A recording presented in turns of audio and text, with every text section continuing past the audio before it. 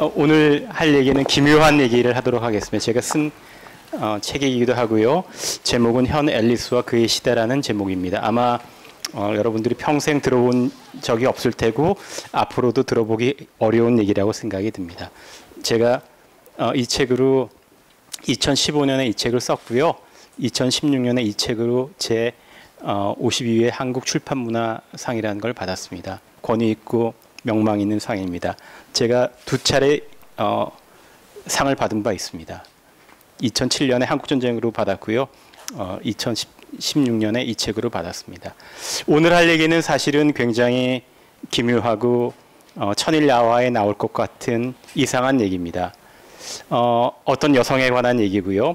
이 여성은 잘 알려져 있지 않고 중요하다고 인정되지도 않았고 얘기될 때는 굉장히 흥미진진하지만 흥미진진한 이미지로 소비되었던 인물입니다. 이 여성에 대해서 북한은 55년에 박헌영이라고 하는 유명한 공산주의자를 한국전쟁 중에 숙청할 때 뭐라고 얘기했냐면 이 여성이 현 앨리스가 박헌영의 상해 시절 첫 번째 애인이었다. 이 여자는 미국의 스파이였다.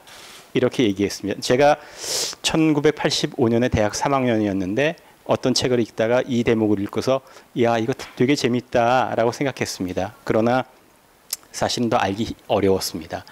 두 번째는 제가 대학원에 들어와서 공부를 하다 보니까 미국 자료를 보게 됐습니다. 미국 비밀문서를 보니까 이번에는 미군 정기에 뭐라고 되어 있냐면 이 여성이 북한 공산주의 악마라고 되어 있습니다.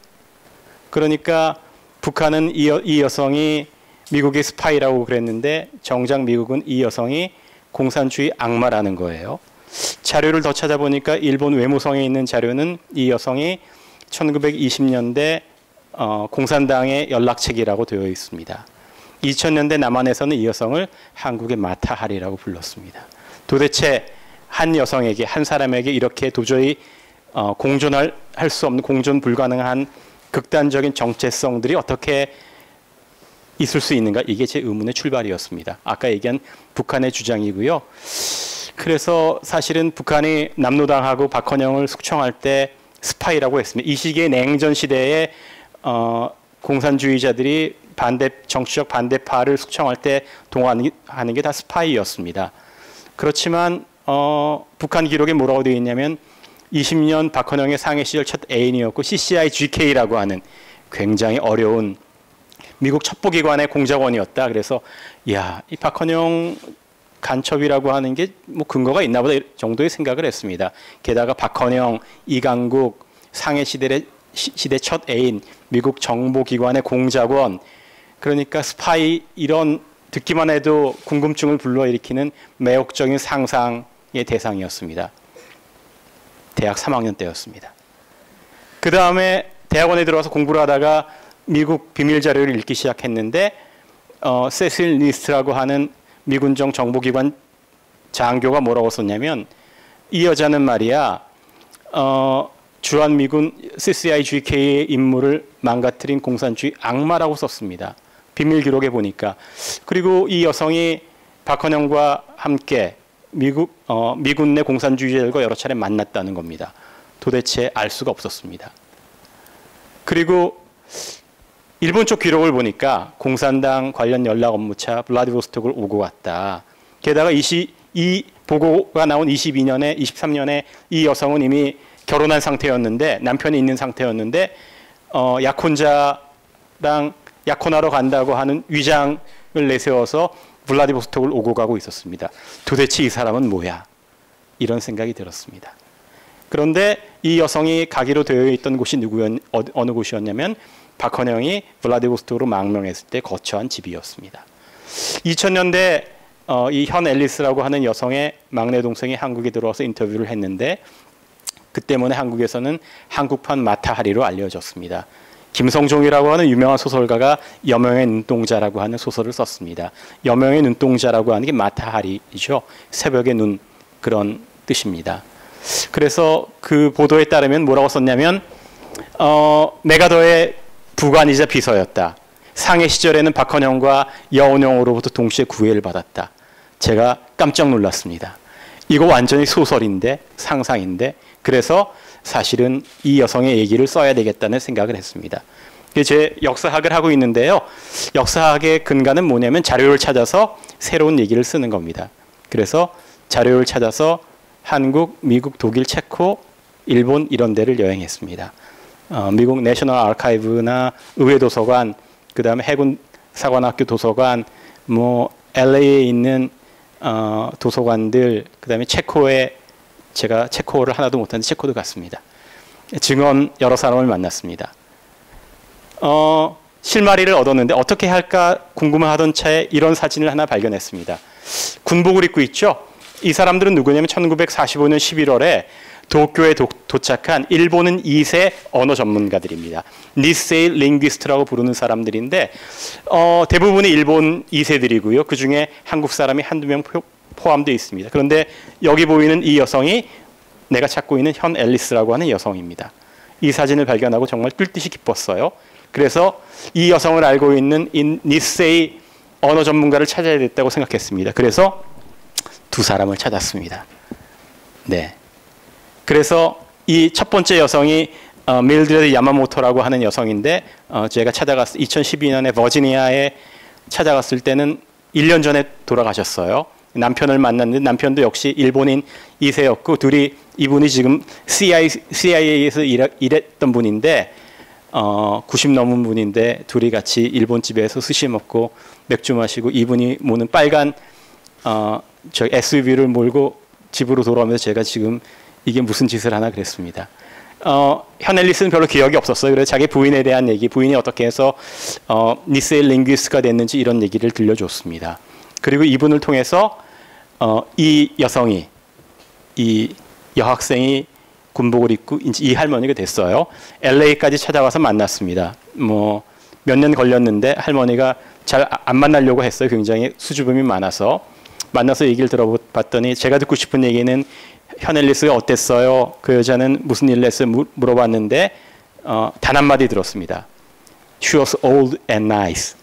그리고 나머지 시간 동안 한 3시간 동안 자기가 살아온 얘기, 자기가 어떻게 해서 일본에 가서 배웠고 자기 여동생하고 남자친구를 두고 어떻게 싸웠는지 뭐 이런 얘기를 한참 들었습니다. 그래도 여하튼간에 같이 살았던 사람을 만났으니까 다행이라고 생각했습니다.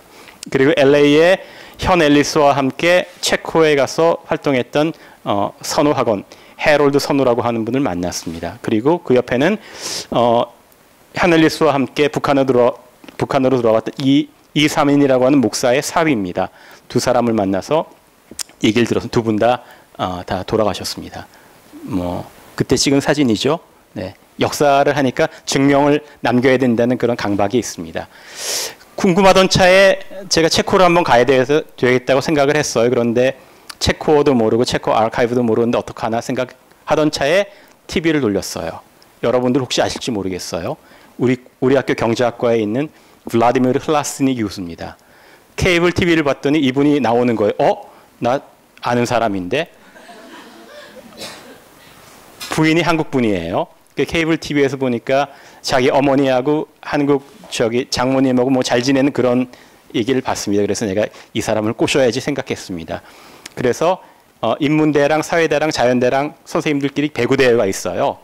배구대회에 갔습니다. 배구대회는 관심이 없고 밥 먹는 자리에서 옆에 앉아서 어떻게 꼬실까 생각했습니다. 그래서 밥 먹는 자리에서 이런저런 얘기를 했습니다. 이 현 앨리스와 그의 아들인 웰링턴 정이 체코에 갔다가 뭐 한 사람은 북한에서 죽었고 한 사람은 체코에서 죽었다 그랬더니 관심을 가졌어요. 그 다음에 자료를 줬더니 이분이 매료됐어요. 그래서 같이 프라하에 가자고 그랬어요. 나는 사실은 프라하에 가서 자료를 한 20장쯤 찾으면 된다고 생각했습니다. 그런데 이분이 자료를 수백 장을 찾았어요. 그래서 어쩔 수 없이 블라디미르 교수랑 여러 편의 현 앨리스나 웰링턴 정에 대한 논문을 썼어요. 덕분에 이제 여러 가지 자료를 알게 됐습니다. 여기 있는 분은 그 야로슬라바 올샤라고 하는 체코 대사였는데 같이 이제 만나서 체코에 있던 한국인들 뭐 이런 얘기들 많이 했습니다. 그러다가 이런 사진을 발견했습니다. 제가 한국 현대사 강의할 때 늘 쓰는 사진이었는데 이거 1929년에 모스크바에서 찍은 사진으로 알려져 있습니다. 박헌영이 모스크바 국제대학에서 찍은 것으로 알려져 있고, 여기 보면은 이제 중국 복장도 있지만 이 사람이 호치민으로 알려져 있어요. 그다음에 여기 차이니스 중국 옷 입고 있죠. 이 보타이를 한 게 박헌영입니다. 게다가 세라복이죠. 이건 뭐 일본인처럼 보이니까 레닌 국제학교 시절일 거라고 생각을 했습니다. 그런데 사실은 이게 현엘리스입니다. 그리고 이게 현엘리스의 남동생인 피터 현입니다. 이게 박헌영, 굉장히 어리게 보이죠. 박헌영의 부인은 주세주익이라고 하는 당대의 최고의 미녀입니다. 사회주의 뷰티로 알려져 있습니다. 네, 막스걸 레닌 보이할 때 그 막스걸의 대표적입니다. 이 여성입니다. 그런데 박헌영의 딸인 비비안나라고 하는 여성은 이 여성이 자신의 어머니라고 지목을 했습니다. 사실은 뭐 좀 거리가 먼데, 제가 이 사진이 1929년에 모스크바가 아니라 21년에 상해에서 찍은 사진이라는 걸 아는 순간 정말 전율에 가까운 그런 충격을 느꼈습니다. 그리고 이 이야기를 써야 되겠다라고 결심하게 됐습니다.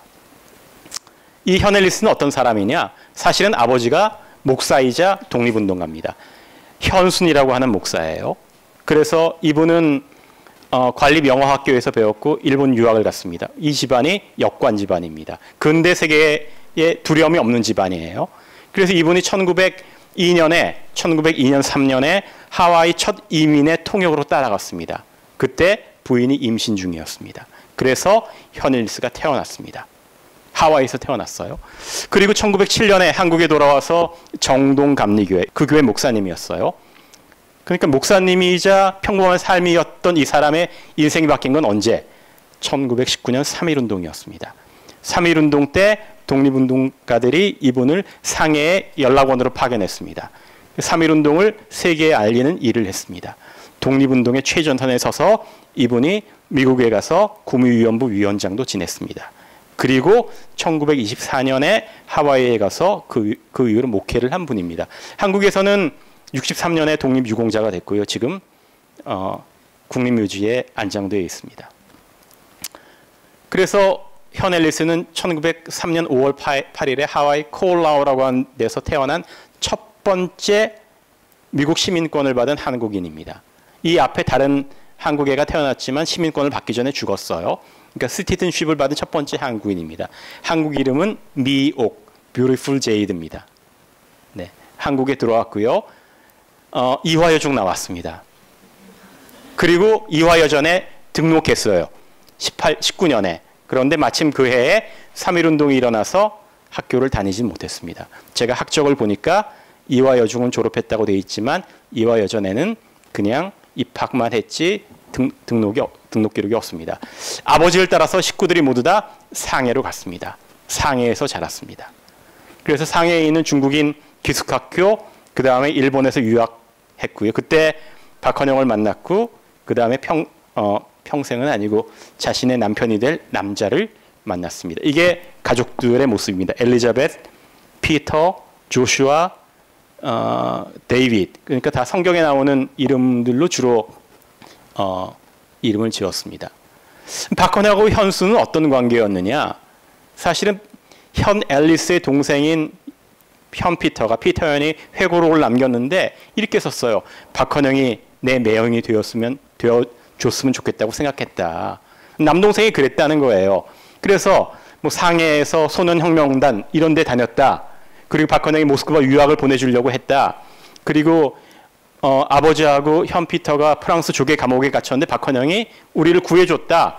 그래서 나는 박헌영이 내 매형이 되어주길 바랬다라고 썼어요. 누나가 다른 남자랑 결혼할 때 마음에 안 들어서 파마하고 저항했다고 썼어요. 사실은 현순하고 박헌영의 관계는 공통점이 있습니다. 교집합이 뭐냐면 고려공산당이라고 하는 한국 최초의 공산당입니다. 박헌영은 현순이 가담한 이르쿠츠크파 공산당의 일원이었고요. 현순의 후배이자 추종자였습니다. 그리고 모스크바를 향하는 같은 공통점을 가졌습니다. 이게 이제 박헌영, 아까 그 젊은이가 50대가 되면 이렇게 되는 거죠. 북한 부수상 시절에 찍은 사진입니다. 한국 공산주의에 굉장히 유명한 두 사람이죠. 박헌영과 이강국입니다. 한 사람은 경성고보를 나와서 한국공산주의 운동의 전설이 되었다가 55년에 북한에서 스파이로 처형됐습니다. 북한의 외무상 겸 부수상이었습니다. 왼쪽에 있는 사람은 이강국입니다. 경성제국대학을 나왔습니다. 그리고 당시에 희귀한 독일 유학생 출신입니다. 북한에 올라가서 사법국장을 지냈지만 역시 미국의 미제국주의 스파이로 몰려서 처형됐습니다. 한국의 로맨틱한 공산주의자들의 최후들이 이렇죠. 박헌영이 결혼한 첫 번째 여성은 주세죽이라는 여성입니다. 이 가운데 있는 사진이 가장 유명한 사진이고요. 젊은 때 사진이죠. 아마 옆에는 다른 사람이 있었지만 잘라낸 것으로 보입니다. 주세죽, 박헌영, 그 다음에 딸 비비안나입니다. 주세죽이라고 하는 여성은 역시 함흥 출신인데 3.1운동으로 영향을 받은 사람이에요. 3.1운동이라고 하는 게 굉장히 영향이 강합니다. 3.1운동이라고 하는 게 1910년에 나라가 망했는데 19년에 200만이 동참하는 대에너지가 폭발이 됐어요. 사람들이 어떻게 할 바를 몰랐어요. 뭔가 해봐야 되겠다. 상해에 갔어요. 먹고 살기 힘들었어요. 독립운동은 어떻게 해야 되는지 방도가 불명확했어요. 그때 사회주의가 반짝하는 불처럼 빛났습니다. 이상향이었어요. 게다가 교육의 기회, 피난의 기회, 정치적, 사상적, 이론적 무기를 제공하는 곳이었습니다. 주세죽은 남편과 함께 공산당에 가담해서 임신한 상태로 이 딸을 비비안나를 임신한 상태로 고향이던 함흥에 간다고 하고는 블라디보스토크로 망명했습니다. 그리고 박헌영과 모스크바에서 교육을 받았습니다. 박헌영은 혁명운동을 위해서 국내에 나왔다가 또 잡혔습니다. 죽었는 줄 알았어요. 그래서 남편의 가장 절친이던 김다나라는 남자와 재혼했습니다. 그런데 이 김다나라고 하는 남자는 1937년에 스탈린의 대숙청 때 처형됐습니다. 이 여성 역시 일본의 스파일지 모른다는 혐의를 받고 중앙아시아 끄질 오르다에서 유배형에 처해졌습니다. 박헌영과 사이에서 낳았던 박비비안나는 어떻게 자랐을까요? 고아원에서 자랐습니다. 아버지를 처음 만난 건 언제? 1947년이었습니다. 언제 죽었느냐? 53년에 박헌영이 간첩 혐의로 체포되었다는 것을 소식을 듣고 끄질 오르다에서 모스크바까지 딸의 안위를 걱정하는 기차를 타고 오다가 죽었습니다. 한국 정부가 포상했죠. 네, 이 사람이 김다나고요. 그 아름답던 주세죽이 끄질 오르다에 있을 때 찍은 사진입니다. 이게 주세죽과 박비비안나입니다. 박헌영이 딸한테 보낼 때 찍은 사진입니다. 아버지의 마음이, 딸을 생각하는 아버지의 마음이 느껴집니다. 화분을 놓고 찍었어요. 유일하게 찍은 사진입니다. 물론 얼굴에 음영이 져서 그의 비극적인 미래를 예견하는 것 같습니다. 딸하고 만난 박헌영, 이빨을 드러내놓고 파한대소하고 있습니다. 똑같죠? 네. 제가 본 박헌영의 사진 가운데서 가장 환하게 웃고 있는 사진입니다. 1949년에 박헌영이 재혼할 때 박비비안나가 일종의 들러리를 했습니다. 두 번째는 정순년이라는 분하고 어떻게 결혼을 하게 돼서 아들을 하나 낳았습니다. 원경스님이라고 하는 분이고요. 지금 한국에 살아 있습니다. 네, 조계종 대종사이고요.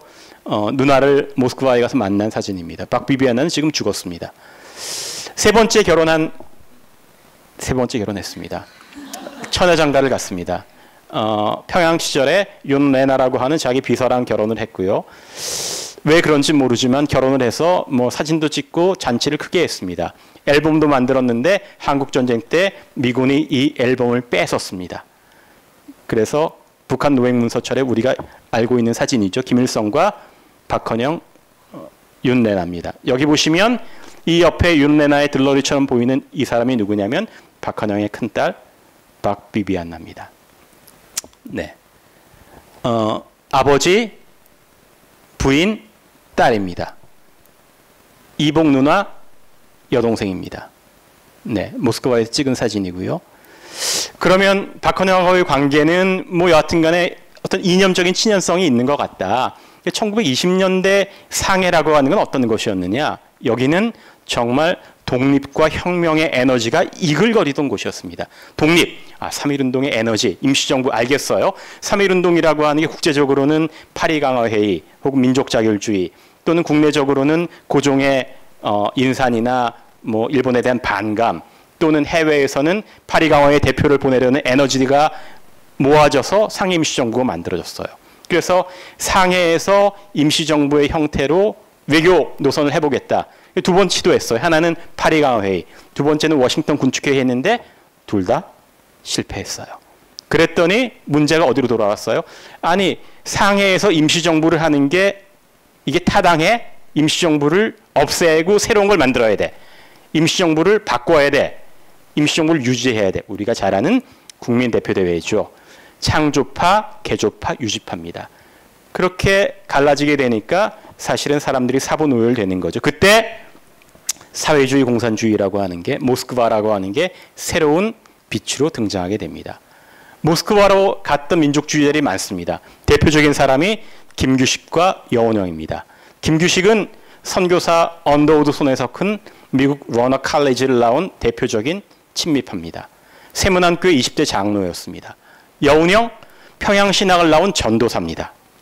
둘 다 대표적인 외교 독립 노선 혹은 친미적인 친서구적인 인물입니다. 그런데 이 사람들이 1919년에는 파리강화에 갔던 사람들인데 21년, 22년에는 모스크바를 향하게 됩니다. 또 박헌영과 그의 친구들 임원근, 김다냐라고 하는 사람은 화유회계의 삼총사입니다. 그러니까 요즘으로 얘기하면 이분들이 당시의 아이돌이었어요. 이 시대의 지성계의 한국 사회운동계의 BTS였다고 해도 과언이 아닙니다. 뭐 쉽게 이해가 되죠? 그렇습니다. 한국 사회주의 공산주의 운동의 대표적인 사람들이 다 3.1운동의 영향을 받았습니다. 박헌영 경성고고 다니다가 3.1운동의 영향을 받았어요. 또 김다냐도 김천에서 만세 시위하다가 태형을 받았습니다. 주세죽 함흥에서 3.1운동에 참가했습니다. 허정숙 상해로 가는 기차 안에서 임원근을 만났습니다. 이 사람들이 혁명과 독립 그리고 연애로 유명한 사람들입니다. 상록수로 유명한 시문이라는 작가 알죠? 시문은 박헌영의 경성고부 후배입니다. 아마 상해 시절에 사회주의 운동 했으리라고 생각이 됩니다. 이 사람이 쓴 동방의 애인이라고 하는 소설이 있습니다. 못 들어보셨을 거라고 생각해요. 조선일보 연재에다가 중단됐는데 이 사람들의 독립과 혁명과 연애의 얘기를 담고 있습니다. 그만큼 유명한 사람들이었습니다. 그런데 이런 사람들이 어디로 가냐? 모스크바에 갔어요. 여기 보이는 게 여운형. 여운형은 잘생겼습니다. 일단 머리가 훌떡 까졌고요. 카이젤 수염을 길러서 어디서든 잘 볼 수 있습니다. 이게 김규식입니다. 네, 같은 사진인데 김규식이고 여운형이고 그렇습니다. 전 세계 무산계급 연합에서 일어나라 뜻이지. 공산당은 원동 해방의 선봉 이렇게 돼 있군요. 그러니까 이 사람들이 왜 모스크바에 갔느냐? 이거 김규식이 낸 극동민족대회에 낸 자기 레주메입니다. 뭐라고 썼느냐? 목적과 희망이 뭐야? 한민족 해방, 세계 대국화다. 목적이 그런 거죠. 그렇게 썼어요. 외국어를 뭐라고 썼느냐? 중국어, 영어, 또 불어, 독어, 러시아, 일어, 약간 5개국어. 네, 우리로 하여금 좌절감을 느끼게 하는 언어 천재였습니다. 여운형입니다. 여운형은 뭐라고 썼느냐? 목적과 희망이 원동민족회의 참가. 자본주의 타파라고 썼다. 그건 지웠습니다. 이 회의에 참가하는 게 목적인 거죠. 현순, 이분은 목사라고 얘기했어요. 뭐라고 썼는지 봅시다. 조선 독립을 목적하고 공산주의 실시를 희망함. 소속 정당은 상해 공산당이에요. 위임장은 누가 써줬느냐? 조선 예수교 대표회의 위임장을 가지고 왔습니다. 예수교 대표회의 위임장을 가진 공산당 대표고 독립과 공산주의를 실시한다. 도대체 무슨 얘기일까요? 보겠습니다. 현순 위임장을 써준 사람들은 뭡니까? 상해에 있던 당시에 유명한 목사들. 이분들은 다 한국의 독립유공자로 포상을 받은 사람들입니다. 뭐라고 썼느냐? 현순을 대표로 임명한다는 것입니다. 김병조, 조상섭, 손정도, 김인전, 송병조, 현순인데 대부분 대표적인 민족주의자입니다. 그러니까 시대의 방향이, 시대의 흐름이 급격하게 사회주의 공산주의 혹은 모스크바의 도움을 받는 쪽으로 기울었다라고 한 것을 알 수 있습니다. 이때 현앨리스라는 여성이 결혼하게 됩니다. 정준이라는 남자랑 결혼을 했습니다. 제가 이 남자 찾으려고 정말 힘들었습니다. 박헌영하고 결혼했으면 좋겠다는 동생의 회고가 있었지만 박헌영은 21년에 다른 여자랑 주세죽과 결혼했습니다. 현 앨리스는 상해에서 정준이라는 남자랑 결혼했는데요. 이 남자는 누구였느냐? 3.1운동에 가담했습니다. 의령군의 면석이었어요. 3.1운동에 가담해서 투옥됐습니다. 나이가 몇이었느냐? 19이었어요. 그리고 일본에 유학 가서 교토에서 중학교를 나오고 오사카에 있는 간사이 대학에서 법률과를 수학했습니다. 그러니까 현 앨리스와 이 남자는 어떻게 만났어? 한 사람은 3.1운동 지도자의 딸이고 한 사람은 3.1운동의 투사예요. 3.1운동이라고 하는 대민족적 에너지가 폭발된 뒤끝에 일본에서 로맨스를 시작해서 상해에서 결혼했습니다. 그런데 3.1운동의 여진이 가라앉고 두 사람의 결혼 생활의 진실이 드러나기 시작했습니다. 왜? 정준하고 27년에 이혼했어요. 뭐 여러 가지 이유가 있지만 가장 큰 이유는 하나는 정준이 향처가 있었습니다. 본부인이 있었습니다. 이 당시에 자유연애라고 하는 건 뭐 그런 면이 좀 있습니다. 두 번째는 정치적인 이유였습니다. 왜냐? 독립투사였던 정준이 총독부의 관리가 되는 길을 선택했습니다. 힘든 거죠. 이 사람은 해방될 때까지 일본의 총독부의 지방 관리로 일했습니다. 이 시기에 현 앨리스는 뭘 했느냐? 러시아를 오고 가면서 일종의 사회주의 공산주의 비밀 임무를 띄었다고 생각합니다. 그러니까 현 앨리스는 3.1운동이라고 하는 독립의 에너지 뒤끝에 혁명이라고 하는 새로운 에너지를 흡수하게 된 거죠. 네, 27년에 현 앨리스가 남편과 이혼해서 하와이에 도착했습니다. 그런데 어떤 인연인지 현 앨리스의 어머니가 현 앨리스를 잉태하고 태평양을 건넌 것처럼 현 앨리스도 남편하고 이혼했지만 아들을 잉태하고 태평양을 건넜습니다. 그리고 낳은 아들이 이 아들입니다. 제가 본 현 앨리스의 사진 가운데서 가장 행복하거나 일종의 만면의 미소를 띠고 있는 유일한 그런 사진입니다. 네, 그렇지만 아들은 어머니 아버지한테 맡기고 중국과 한국을 오고 갔다고 생각이 됩니다. 아마 이 시기에 중국에서 혁명운동을 했을 것으로 생각되지만 증거는 찾지 못했습니다. 이건 웰링턴 정의 출생증명서고요. 어디서 찾았느냐? 웰링턴 정이 체코 프라하에서 다닌 찰스 유니버시티에서 찾았습니다. 입학할 때 낸 거죠. 하와이에서 외할아버지 가족하고 살 때 모습입니다. 저는 이 사진을 보고 굉장히 눈매가 좀 우수에 젖었다. 멜랑콜리아라고 생각했습니다. 뭐 그런 거죠. 닿을 수 없는 육친의 정 같은 게 있었겠다고 생각합니다. 구글이 굉장히 무섭습니다. 이 내추럴라이제이션 패티션 낸 거 구글링 하니까 나와요. 그러니까 정말 이 구글의 세계가 좋은 정보의 바다이기도 하지만 너무 무섭다 이런 생각을 했어요. 네, 뉴욕에 있는 헌터 칼리지에서 영문학을 전공했어요. 왜 영문학 전공했는지 모르겠습니다. 가정부 노릇하고 힘들게 공부했지만 결국 포기했습니다. 너무 어려웠다는 거예요. 좌절을 겪었어요. 미국 주류 사회에 편입하려고 했지만 실패했습니다. 남동생의 피터 연도 상해에서 돌아와서 인디아나에 있는 드포 대학이라는 데 들어갔습니다. 공부에 관심이 없었어요. 연극에 뛰어들었어요. 대공황 이후에 미국에서 일종의 진보적인 사회주의적인 연구운동이 불어닥쳤습니다. 거기에 가담했습니다. 재능이 있었어요. 브로드웨이에서 아동극으로 데뷔하려는 순간 인종차별로 쫓겨났습니다. 그러니까 남매가 모두 다 미국에서 보이지 않는 유리천장에 좌절하고 하와이로 돌아왔습니다. 둘이 뭘 했느냐? 하와이에서 호놀룰루에 정착하면서 미국 공산당 하와이 지부에 가담했습니다.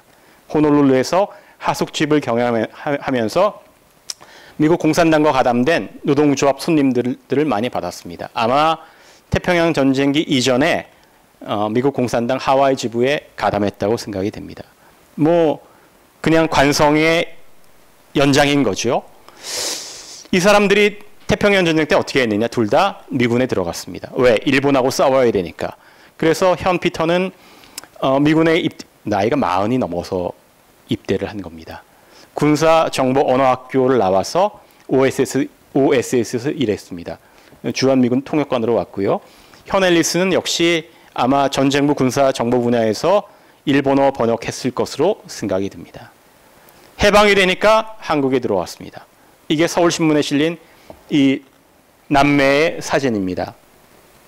현 피터, 현 앨리스죠. 아까 본 사진이 현 앨리스가 처음에 도쿄에 왔을 때의 사진입니다. 도쿄에 왔다가 서울로 재배치가 됐습니다. 어디에 갔느냐? 굉장히 복잡합니다. Civil Communication Intelligence Group Korea라고 하는 민간통신 검열단이라고 하는 곳에 일했습니다. 뭐 하는 곳이냐? 쉽게 얘기하면 도청하는 곳이에요. 편지 개봉해서 검열합니다. 전화 도청합니다. 전보 도청합니다.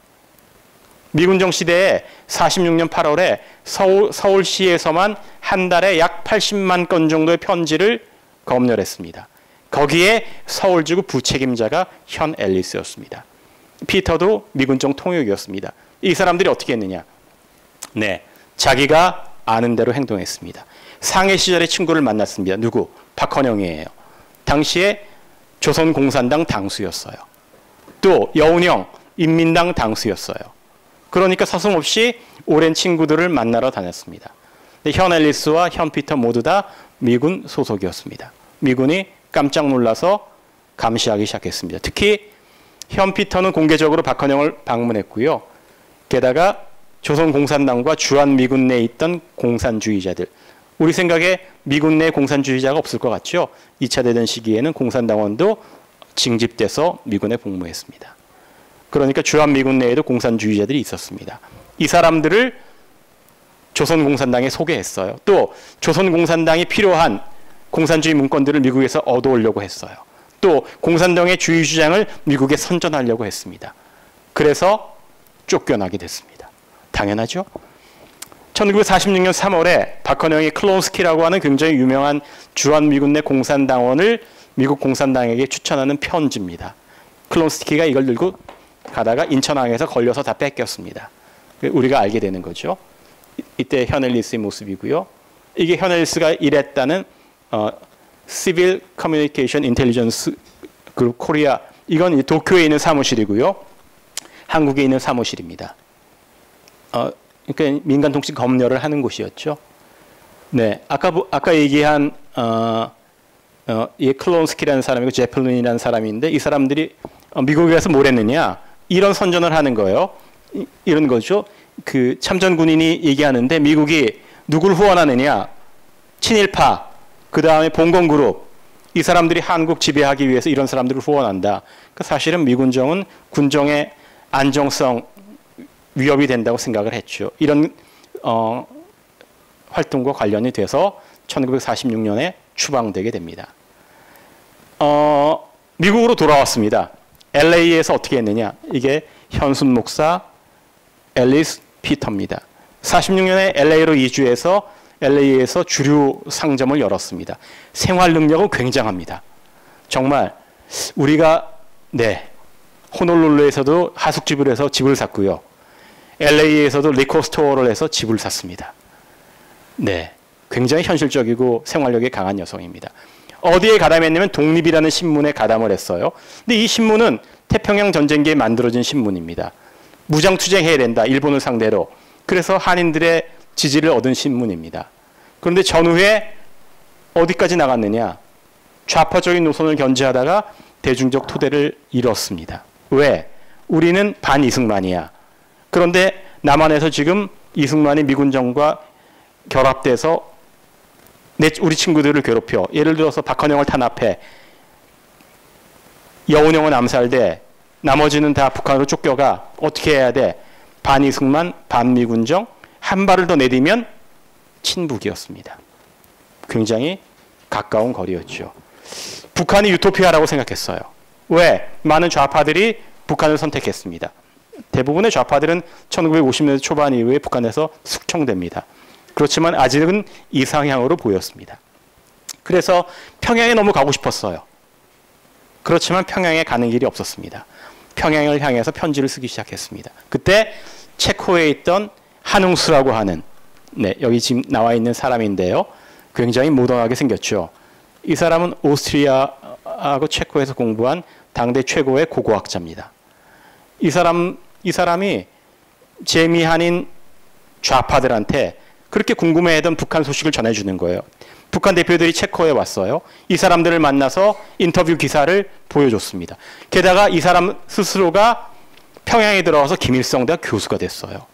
북한의 초대 일종의 물질문화유적 보존회라고 하는 박물관의 대표가 됐어요. 그러니까 재미한인들이 체코를 통해서 북한 가면 되겠구나. 우리도 좋은 일, 높은 직위에 갈 수 있어. 이런 생각을 하게 됐습니다. 그래서 북한에 여러 차례 편지를 보내는 와중에 현일리스의 이름도 재미한인 공산주의자의 이름으로 거론됐습니다. 그런데 어떻게 된 일인지 이런 편지들은 꼭 한국전쟁 때 미군에게 노획되고 말았습니다. 참 기묘한 일이에요. 이것도 미국 워싱턴 DC에 있는 내셔널 아카이브에 있는 자료입니다. 편지가 미군 손에 들어가게 된 거죠. 현일리스는 어떻게 됐느냐? 사랑하는 아들 정 웰링턴과 체코로 가기로 했습니다. 웰링턴은 의사가 되고 싶었습니다. 그런데 당시에 미국이 유색인종한테 의과대학 진학의 길을 열어주지 않았습니다. 그래서 모스크바 유학을 갈까 베이징으로 갈까 그러다가 체코로 가기로 했습니다. 체코어 하나도 몰랐습니다. 그렇지만 가기로 결심했습니다. 앨리스가 1903년생이니까 1949년에 몇 살입니까? 46? 47이죠. 상상할 수 없는 나이입니다. 그런데 체코로 떠났습니다.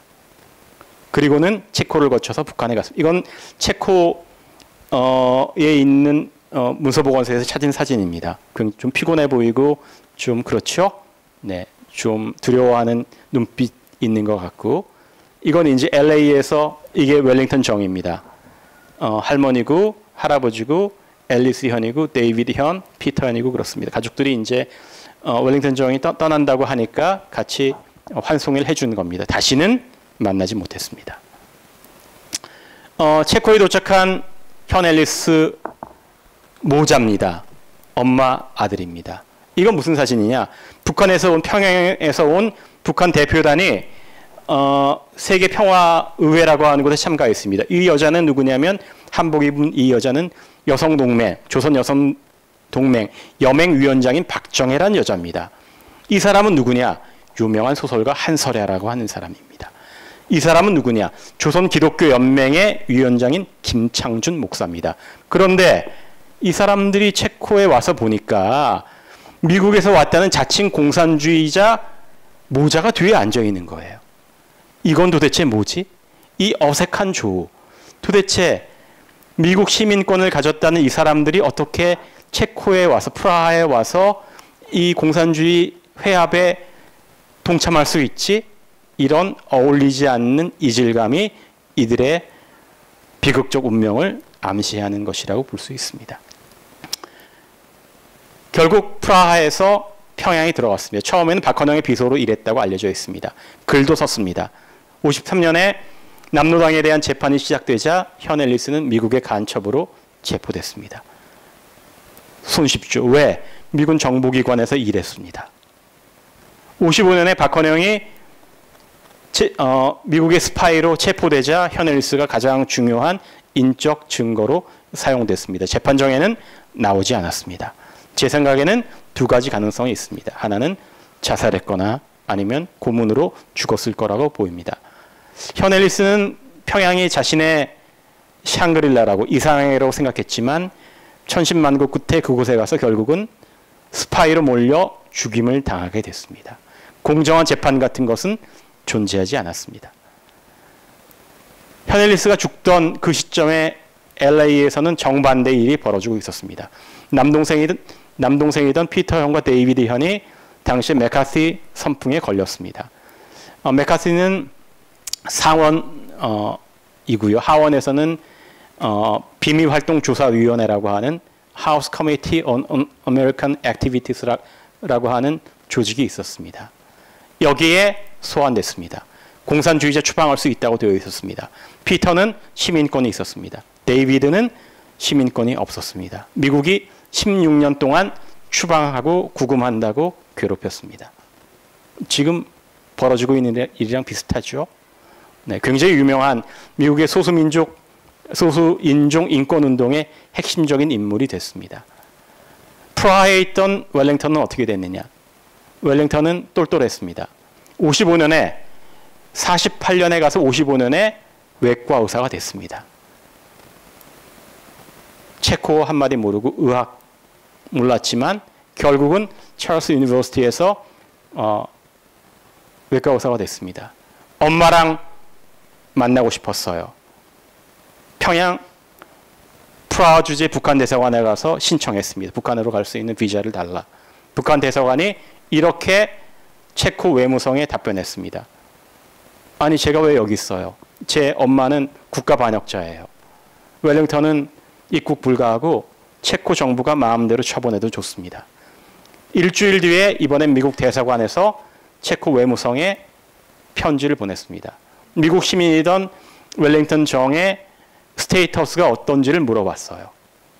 이 사람이 미국 국적을 유지하고 있는지, 체코에 귀환했는지, 그의 외삼촌들은 청문회에 소환되고 있다고 통보했습니다. 체코 외무성이 깜짝 놀랐습니다. 얘는 도대체 뭔데 북한하고 미국이 동시에 이렇게 문의하지? 체코의 비밀경찰국 내무성이 나서기 시작했습니다. 그리고 간단하게 웰링턴 정을 소나기에 넣었습니다.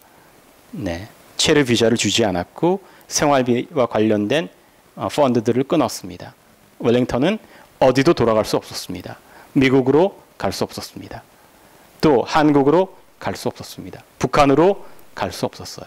체코에서 생존하기 위해서 발버둥 치다가 어떻게 했느냐? 체코 여성하고 결혼을 해서 애를 낳습니다. 그렇지만 체코에서의 삶이라고 하는 것은 웰링턴이 상상하던 그런 하와이에서의 가족적인 삶이나 문화, 언어 어떤 것도 통하지 않는 삶이었습니다. 63년에 웰링턴 정은 독국물을 마시고 자결했습니다. 웰링턴 정이 체코 시절의 모습입니다. 뭐 단단한 이미지로 바뀌었죠. 수술하고 있는 장면이고요. 특별한 공산주의 국가이기 때문에 의대를 졸업하면 국가가 너 어디서 근무해라고 지정을 합니다. 한 번도 프라하에 있지 못했습니다. 루손베르크나 까를로비바리나 뭐 이런 굉장히 먼 도시들에서 일하게 했습니다. 웰링턴이 결혼한 체코 여성하고 사이에서 난 딸입니다. 이름이 타비타입니다. 타비타는 사도 바울이 성경에서 처음으로 부활시킨 여성의 이름입니다. 네, 할아버지가 편지를 썼어요. 현순 목사가 1960년대 편지를 썼어요. 우리는 너를 보러 가는 게 소원이다. 제발 우리를 좀 데려가 다오. 네, 뭐 그렇게 할 수 없었어요. 이건 이복 아들이죠. 웰링턴 정이 죽은 다음에 LA에 있던 현순 가족은 이 체코에 남아있던 가족들을 현씨 가문으로 인정해서 미국으로 초청했습니다. 그래서 웰링턴의 부인이죠. 1969년에 찍은 사진이죠. 이건 타비타가 커서 이렇게 된 거고요. 이 안의 모습입니다. 네, 지금 살아 있어요. LA 인근에 살아 있고 네, 아버지의 얘기를 잘 모르고 전혀 모르고 살아왔습니다. 네, 복잡한 얘기가 있어요. 그럼 헤넬리스는 누구냐? 저는 이렇게 생각해요. 이 비극적인 여성은 3.1운동의 진정한 후예였다. 그러니까 3.1운동이라고 하는 찬란한 불빛이 비치고 난 이후에 3.1운동 이후의 독립과 혁명의 관성으로 평생을 살았다고 생각합니다. 왜? 이 당시에 좌든 우든 누구를 막론하고 상해에 모인 사람은 1920년대 한국의 최고의 엘리트이고 한국의 독립운동가의 최절정에 있는 사람들입니다. 또 더 중요한 건 이 사람들이 엘리트였다는 것뿐만이 아니라 독립과 혁명을 향한 열정을, 패션을 가지고 있는 사람들이었습니다. 이 사람들이 내뿜는 그러한 광채에 매료되었다고 생각합니다. 아마 그 이후에 어디에 가더라도 그런 사람들이 내뿜었던 열기, 그 사람들의 열정, 그 사람들의 뭐 열망, 의지 이런 걸 다시는 맛볼 수 없었을 것이라고 생각합니다. 그 이후의 삶은 아마 3.1운동의 후기였다고 생각합니다. 이 사람의 정체성 뭐였느냐? 어디에도 속할 수가 없었어요. 미국의 시민권은 미국 시민권을 가졌지만 사실은 당대 보통의 한국인들이 상상할 수 없는 여행을 했어요. 그렇잖아요. 미국 시민권이 없었으면 못 갔습니다. 그러니까 미국 시민권은 사실은 이 여성이 죽음으로 가는 여행권을 보증한 것뿐이 없었습니다. 일본의 식민은 모욕적이었기 때문에 거부했습니다. 남한의 국민도 자신의 옛 친구들이 탄압받는 곳이었기 때문에 거부했습니다. 내가 속하고 싶은 곳은 북한의 공민이라고 생각했습니다. 우여곡절 끝에 그곳에 도착했지만 거기서 죽음을 당하게 됐습니다. 이 사람은 아마 제 생각으로는 진정한 쿼테이션하고 진정한 한국, 진정한 한국 염원했다고 생각합니다. 그런데 현실에서는 그러한 한국이란 존재하지 않았습니다. 1919년 20년에 한국 식민지 조선을 떠나는 순간 그런 것은 이상향에 불과했습니다. 도저히 현실에선 존재하지 않는 파랑새의 동화와 같은 것이었습니다. 본인은 최고의 한국, 지고지선한 한국을 찾았지만 결국은 거기에 도달하지 못했습니다. 그러면 이 사람은 역사와 시대의 희생자인가? 부분적으로는 식민, 분단, 전쟁, 냉전의 희생자였습니다. 본인 스스로는 어떻게 생각했느냐? 나는 운명과 의지의 개척자다. 내가 내 운명의 주인이다 생각했습니다. 그렇지만 냉전의 체제가 충돌하는 순간 이 사람은 너무 최전선에 있었어요. 으깨질 수밖에 없었습니다. 그러면 의지와 결정에 따른 자기 운명의 주인공이었느냐? 주관적으로는 그랬습니다. 그렇지만 객관적으로는 시대와 역사의 희생자가 되는 비극성을 지녔죠. 결국 이 여성은 도대체 어디에도 소속될 수 없는 다양한 중첩적이고 역설적인 정체성을 가졌습니다. 본인이 당대 보통의 한국인들이 가질 수 없는 그런 시민권을 가졌고 선택의 기회가 있었지만 본인 스스로 생각한 것과 현실이 달랐습니다. 공존 불가능한 아이덴티티를 가졌습니다. 결국 현실 체제에서는 위험하다고 생각해서 죽이게 됐습니다. 결국 쓰고 나서 보니까 이 얘기는 한 여성의 비극적인 여성사의 얘기가 됐고 한국 근현대사의 디아스포라를 상징하는 그런 이야기가 됐습니다. 한국에서는 이 여성을 단지 한국의 마타하리, 박헌영의 애인 이런 일종의 현란한 이미지로 소모했을 뿐이지 이 여성의 마음속에 이 여성의 정신에 어떤 생각이 깃들었는지는 관심이 없었습니다. 이 얘기를 통해서 비극적이었던 한 여성의 삶이 새롭게 조명받을 수 있는 계기가 되길 바랍니다. 네, 이상입니다.